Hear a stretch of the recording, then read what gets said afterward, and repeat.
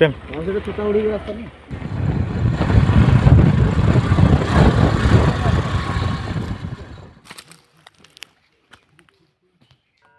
Hi guys आम बहुत सुंदर जगह को आम बुली आसछु जार नाम हूँ छता पहाड़।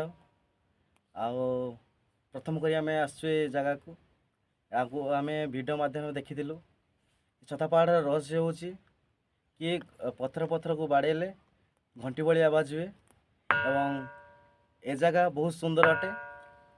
ए जगार लोकेशन हूँ झरणा घाटी पाखरे आर तार फुल भिजुआलटा देखो कि भाव में ये परिवेश बहुत शांतपूर्ण परिवेश रही। देखो कि भाव में पथर पथर बाड़ेला बेलू कि भाव में घंटी आवाज हो देखो भल भाव में शुणु देखु भल भाव पूरा प्रैक्टिकल आप देखा।